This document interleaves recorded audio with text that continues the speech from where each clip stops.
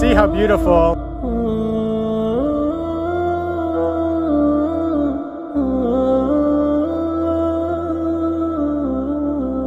Kenapa Yahudi giat dan berkempen untuk menanam pokok gorkat? Adakah mereka mempercayai hadis Nabi?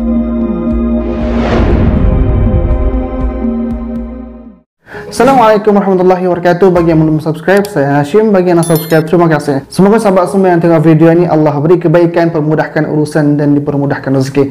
Amin ya rabbil alamin. Sahabat semua, kini orang Israel sedang menebang pokok-pokok zaitun di Palestin dan mereka menggantikannya dengan pokok gorkat. Tahukah sahabat semua apa itu pokok gorkat? InsyaAllah kita akan bahas dalam video ini. Beberapa tahun sebelum ini mereka telah menanam 220 juta pokok gorkat, sebagaimana yang kita boleh tengok di laman web Israel sendiri, yaitu Jewish National Fund. Sahabat semua, apakah pokok gorkat ini dan kenapa mereka menanamnya dengan begitu banyak sekali?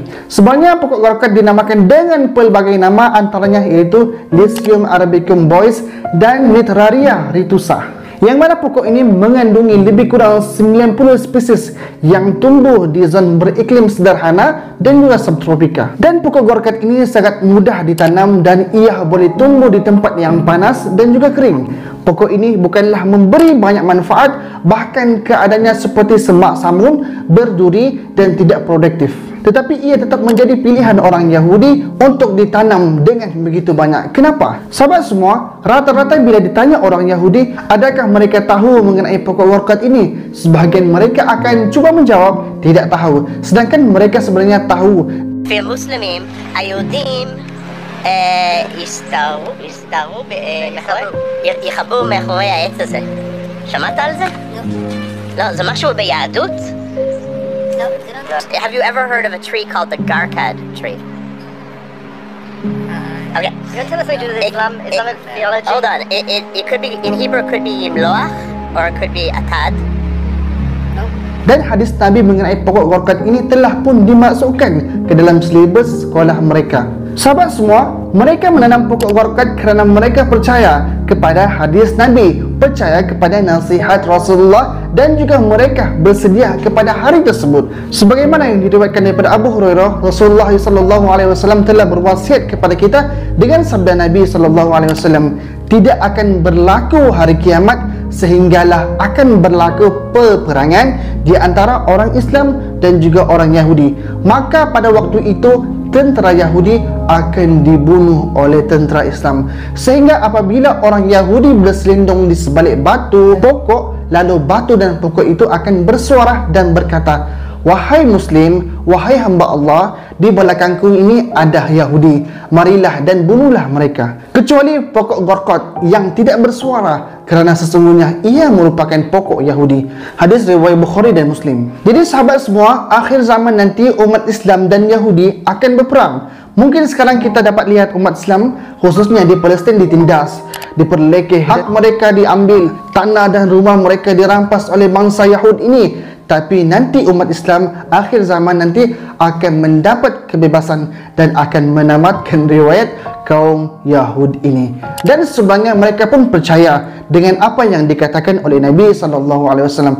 Mereka baca dan selidik hadis-hadis Nabi. Sebab itulah mereka bersedia. Sejak dahulu lagi bangsa mereka ini ramai yang diutuskan Nabi-Nabi. Antaranya Nabi Uzair, Nabi Yaqub, Nabi Yusuf, Nabi Ayub, Nabi Musa, Nabi Harun, Nabi Zulkifli, Nabi Yunus, Nabi Ilyas, Nabi Ilyasa, Nabi Sulaiman, Nabi Isa, dan banyak lagi Nabi-Nabi yang diutuskan kepada bangsa Yahudi ini. Tapi apa yang mereka lakukan? Apa penerimaan mereka? Mereka beriman ketika mereka hanya mendapat pembuktian, iaitu mukjizat daripada Nabi, seperti yang dilakukan oleh Nabi Musa AS, membelah laut, seperti menyembuhkan orang buta dan sebagainya, dan banyak lagi. Baru mereka beriman. Tapi selepas Nabi itu tidak ada, maka mereka kembali lagi menyembah sembahan mereka. Mereka menyembah berhala, mereka menyembah perkara-perkara yang karut. Sedangkan mereka tahu adanya utusan Nabi kepada mereka. Bukan tak tahu, mana siap ada kitab. Dan akhir sekali Nabi Muhammad SAW diutuskan, mereka tahu sedikit sebanyak mengenai Nabi, tetapi sedikit sahaja yang beriman. Sebab Nabi Muhammad bukan daripada bangsa mereka.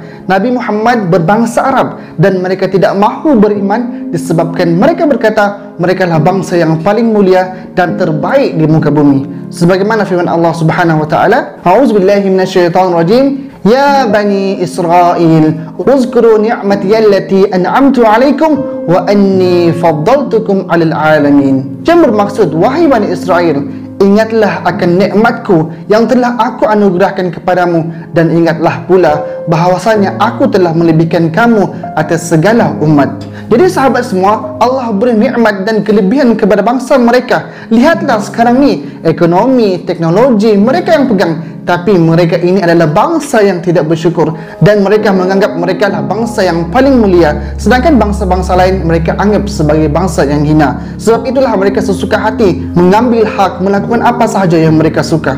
Sahabat semua, berbalik kepada akhir zaman nanti, apabila bangsa Yahudi ini dikalahkan, maka mereka lari lintang pukang, bersembunyi di balik batu, pokok dan sebagainya, yang mana akhirnya semua benda akan bercakap.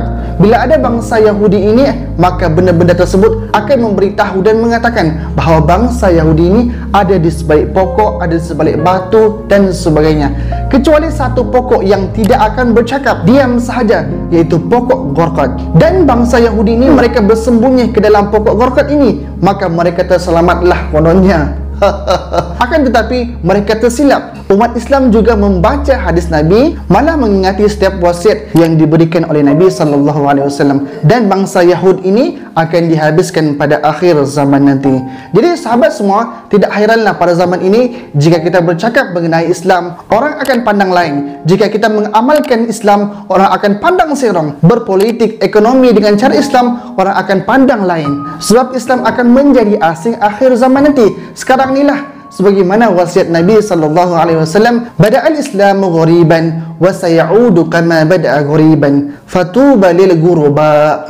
Islam datang dalam keadaan yang asing dan akan kembali pula dalam keadaan yang asing. Sungguh beruntunglah orang yang asing. Hadis riwayat Muslim. Sahabat semua, pesan baginda Nabi SAW, beruntunglah mereka yang asing, iaitu berpegang kepada Islam, mengamalkan Islam, mentaati perintah Allah Subhanahu Wa Taala, mengikut Al-Quran dan Sunnah. Jadi sahabat semua, marilah kita berpegang teguh kepada agama Islam, mengamalkan Islam dalam kehidupan seharian dalam hidup kita. Islam itu adalah way of life, cara hidup kita. Semoga Allah beri rahmat dan redha-Nya kepada kita semua. Amin amin ya rabbal alamin. Jadi cukup sekedar itu sahaja. Jika video ini bermanfaat, jangan lupa untuk share dan subscribe. Assalamualaikum warahmatullahi wabarakatuh.